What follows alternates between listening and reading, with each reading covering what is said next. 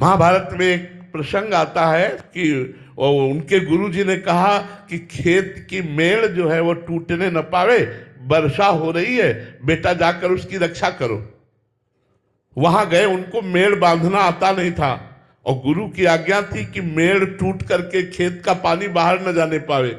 अब वो कोशिश किए लेकिन नहीं बंधा, तो उन्होंने अपने शरीर को ऐसे करवट करके शरीर को मेड़ में डाल दिया। पानी रुक गया।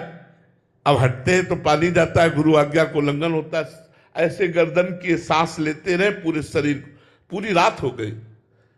गुरुजी ने कहा वो नहीं आए, तो उन्होंने कहा महाराज जी वो तो आपने भेजा था सेवा में, अब क्या पता। बोले चलो पता करते हैं। सुबह जब गए आवाज लगाई तो बोले गुरुदेव यहाँ मेड़ पे हैं, तो यहाँ क्या कर रहे हो? बोले आपने कहा था पानी ना निकलने पावे, तो मेड़ को मुझे बांधना आता नहीं, इसलिए मैंने अपने शरीर को ही मेड़ पे। बोले उठो आओ। नजदीक बुलाया और कहा जाओ तुम्हारे हृदय में संपूर्ण वेद स्फुरित हो जाए।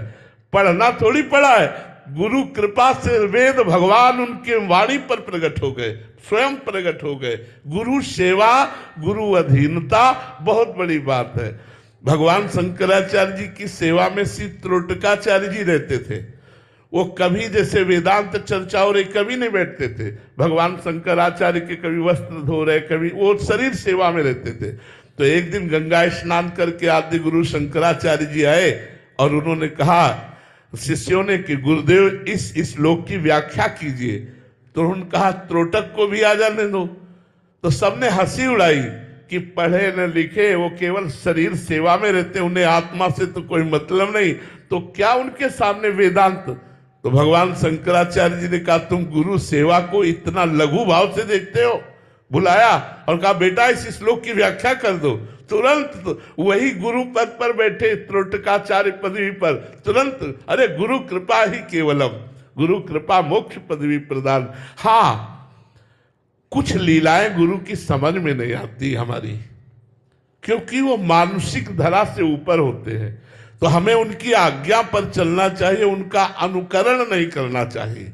जो उपदेश उनके श्रीमुख से निकले हैं हमें उनकी बात माननी चाहिए। गुरु की लीला प्रकट में जो है वो हमारी समझ के परे के बाहर की बात है। एक बार आदि गुरु भगवान शंकराचार्य जी जा रहे थे, तो मछली बिक रही थी, तो ऐसे मछली उठाई और ऐसे खा गए आदि गुरु भगवान शंकराचार्य। तो कुछ शिष्य, जो 4 शिष्य थे, उन्होंने बिल्कुल नहीं छुआ, खड़े रहे। और जो शिष्य थे उन्होंने पा लिया। गुरुजी ने पाया तो हमने भी।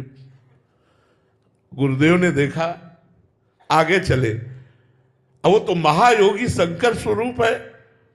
कांच गलाया जा रहा था, तो नारियल के खप्पर में भरा कांच गलत। अब वो 4 तो पहले भी नहीं खाए थे और अब भी चुपचाप खड़े थे।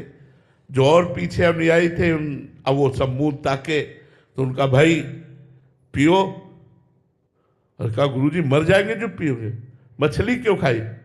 बोले आपने खाया था। तो बोले हमने पिया, ये कांच का गला हुआ जलता हुआ, आप भी पियो। बोले तो ऐसे किया, सब जीवित मछली निकल आई। वो तो योगी, अब उनकी सब लीवर में जाके पचने लगी। तो गुरु का उपदेश हमें मानना है, गुरु की हर वृत्ति हमें अनुकरण नहीं करनी। वो किस भाव में कहाँ कैसे विचर रहे वो जाने, उनकी कृपा जाने। हमें तो जो आदेश होगा हम उसका पालन करेंगे। जो ऐसे गुरुदेव के अधीन होकर चलता है तो गुरुदेव की आज्ञा पालन करने की सामर्थ्य गुरुदेव ही देते हैं।